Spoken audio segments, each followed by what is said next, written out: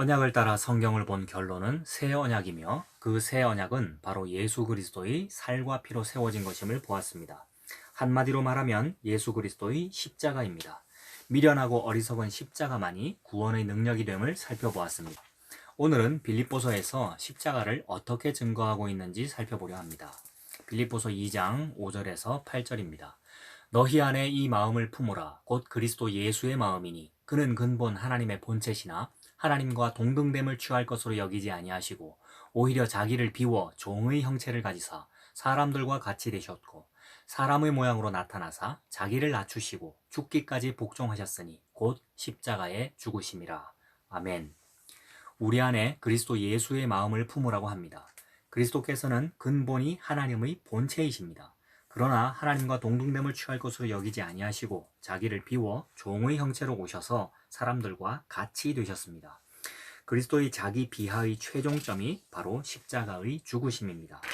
이 십자가의 죽으심만이 하나님의 뜻을 완성하시는 자리입니다. 시편 85편 10절입니다. 인애와 진리가 같이 만나고 의와 화평이 서로 입맞추었으며 라는 말씀이 있습니다. 인애는 긍휼입니다. 그런데 이것이 어떻게 진리와 함께 만납니까? 진리대로 한다면 죄인은 모두가 심판을 받아야 합니다. 의인은 없나니 하나도 없다라고 한 성경의 말씀에 따라 진리대로 심판하면 아무도 하나님 앞에 설 자가 없습니다. 그런데 인애가 있습니다. 인애는 긍휼입니다. 불쌍히 여김입니다. 그런데 진리대로 한다면 불쌍하다고 봐주면 안 됩니다. 그러므로 이 둘은 함께 만날 수가 없는 겁니다. 서로 충돌이 일어나는 속성을 가지고 있습니다. 의와 화평도 마찬가지입니다. 의대로 하면 하나님과 죄인 사이에 화평이 올 수가 없습니다. 그런데 의와 화평이 입을 맞춥니다. 그 자리가 바로 십자가입니다. 하나님의 공의와 긍휼이 함께 만나는 자리가 십자가입니다. 그러므로 예수 그리스도께서 십자가에서 죽기까지 자기를 낮추시고 복종하신 것은 하나님의 모든 뜻을 다 이루시는 자리입니다. 우리에게 이 마음을 품으라고 하시는 것은 예수 그리스도의 십자가로 인하여 하나님과 우리 사이에 화목이 일어난 것임을 새기라는 것입니다. 그런데 이런 말씀을 가지고 그리스도의 마음을 가진 사람은 이러이러하게 살아야 한다라는 아주 구체적인 적용을 해 나가기 시작하면 다시 율법으로 돌아가게 되는 것입니다. 그러므로 그리스도의 마음을 품으라는 것은 예수 그리스도의 십자가가 하나님의 언약의 완성임을 마음에 품고 감사함으로 살아가는 것이 신앙이라는 말입니다. 성도란 하나님께 영광을 돌리는 사람입니다. 어떻게 하는 것이 하나님께 영광을 돌리는 것입니까? 예수 믿는다는 사람 10명에게 물어보면 10명이 다 다른 이야기를 할 것입니다. 그런데 가장 분명하게 하나님께 영광을 돌리는 길은 하나님의 모든 언약을 완성하신 예수 그리스도의 이름 앞에 무릎을 꿇는 것이라고 성경은 말씀합니다. 빌립보서 2장 9절에서 11절입니다. 이러므로 하나님이 그를 지극히 높여 모든 이름 위에 뛰어난 이름을 주사 하늘에 있는 자들과 땅에 있는 자들과 땅 아래에 있는 자들로 모든 무릎을 예수의 이름에 꿇게 하시고 모든 입으로 예수 그리스도를 주라 시인하여 하나님 아버지께 영광을 돌리게 하셨느니라. 모든 이름에 뛰어난 이름이 예수 그리스도입니다. 이렇게 높아지실 이름에 대하여 이사야서를 봅니다. 이사야서 52장 13절에서 15절입니다. 보라, 내 종이 형통하리니 받들어 높이 들려서 지극히 존귀하게 되리라. 전에는 그의 모양이 타인보다 상하였고 그의 모습이 사람들보다 상하였으므로 많은 사람이 그에 대하여 놀랐거니와 그가 나라들을 놀라게 할 것이며 왕들은 그로 말미암아 그들의 입을 봉하리니 이는 그들이 아직 그들에게 전파되지 아니한 것을 볼 것이요 아직 듣지 못한 것을 깨달을 것임이라. 예수의 이름에 무릎을 꿇는다는 것은 지금 이미 묵시 속에서는 하늘의 영광에 오르신 분이시지만 아직 이 땅의 역사 속에서는 그 영광의 모습으로 나타나신 것이 아닙니다. 하늘의 영광의 세계를 묵시 세계라고 합니다. 우리가 사는 시간과 공간을 역사라고 합니다. 역사는 묵시에 의하여 창조되고 유지되고 결론 내려집니다. 그런데 이 역사 속에서 증거되는 예수님은 십자가에 죽으시고 3일 만에 부활하셨습니다. 그리고 승천하셔서 하나님의 보좌 우편에 계십니다. 그런데 역사 속에서의 전도는 십자가에 못 박히신 예수님이 우리의 주와 그리스도가 되게 하셨다는 것을 전하는 것입니다. 그러므로 세상에서는 미련하고 어리석어 보이는 것입니다.